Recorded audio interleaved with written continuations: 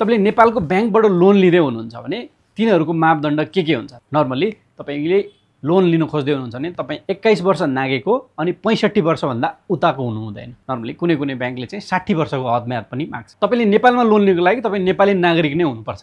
तपाईले विदेशी नागरिकले चाहिँ नर्मली नेपालको लोन केसमा लोन लिन पाउँदैन। अनि तपाईले लोन लिनको लागि अर्को एउटा नहुने क्राइटेरिया भनेको तपाईले ब्याङ्कबाट लोन लिन खोज्दै हुनुहुन्छ भने तपाईको लोन लिन लाग्नु भएको एमाउन्ट भन्दा कमसेकम पनि तपाईको 40 देखि 60% एक्सिड गर्ने भनेको तपाईले 1 करोड लोन लिन खोज्दै हुनुहुन्छ भने मिनिमम 1 करोड 40 लाख भ्यालुएसन भएको जग्गा अथवा तपाईको घर चाहिँ राख्यो भने मात्रै ब्याङ्कले लोन तपाईलाई दिन्छ। तपाईको जग्गाको भ्यालुएसन चाहिँ त्यो ब्याङ्कसँग रिलेटेड यानी कि कोरिलेटेड भ्यालुएटरबाट मात्रै गराउनु पर्ने हुन्छ। जुन भ्यालुएसनको डकुमेन्ट चाहिँ अथोराइज्ड हुनको लागि चाहिँ त्यो जसले भ्यालुएसन गर्ने कम्पनी हो ऊ चाहिँ ब्याङ्कसँग जोडिएको हुनुपर्छ।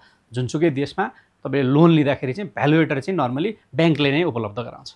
क्रेडिट वर्थनेसको लागि चाहिँ तपाईको राम्रो सिआइबी हुनुपर्छ, यानी कि तपाईको क्रेडिट इन्फर्मेसन ब्युरो, यानी कि हरेक देशमा चाहिँ तपाईले लोन लिनु भएपछि चाहिँ तपाईको डकुमेन्ट्सहरु चाहिँ एउटा कुनै कम्पनीले लिएर त्यसलाई चाहिँ इभ्यालुएट गर्ने अनि सबैसँग शेयर गर्ने गर्छ। तपाईले चेक गर्दै गर्दाखेरि चाहिँ तपाईको क्रेडिट स्कोर राम्रो हुनु पर्यो अनि तपाईले पहिला लिनुभएको लोनहरुको हिस्ट्री कसरी क्लियर गर्नु भएको छ, कस्तो क्लियर छ कि छैन भन्ने कुरा पनि एउटा मेजर मापदण्डभित्र पर्न जान्छ।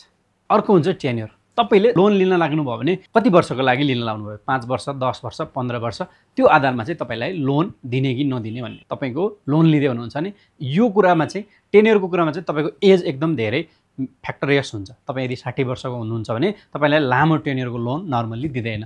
तपाईले चाहिँ आफ्नो एज लिमिट अनुसारको यो टेन्युरको हद म्याच चाहिँ हुन्छ। त्यही भएर तपाईले टेन्युर पनि लोन लिन खोज्दाको एउटा एकदम इम्पोर्टेन्ट मापदण्डभित्र पर्ने। अर्को हुन्छ इन्स्योरेन्स। यदि तपाईले लोन लिँदै हुनुहुन्छ भने कुनै कुनै ब्याङ्कहरुले चाहिँ तपाईले इन्स्योरेन्स गर्नुपर्छ, त्यो प्रोपर्टीको अथवा त्यो घरको अथवा त्यो प्रोपर्टी जुन तपाईले कोल्याटरलको लागि राखिदिनुहुन्छ त्यसको इन्स्योरेन्स गर्नुपर्छ भन्ने पनि तपाईको मापदण्ड राख्छ भने कुनै कुनैले चाहिँ तपाईको आफ्नै व्यक्तिगत पनि इन्स्योरेन्स गर्नुपर्छ भन्ने खालको तपाईको मापदण्ड चाहिँ राखेको हुन्छ। जसले गर्दा चाहिँ भोलि ब्याङ्कमा डिफल्ट अथवा लोनहरु डिफल्ट भएको केसमा चाहिँ इन्स्योरेन्सले त्यो कुरा क्लेम गरोस् अनि ब्याङ्क चाहिँ आफू सेफ साइडमा बस्नको लागि नर्मली यो गराउँछ भने तपाईको अर्को भने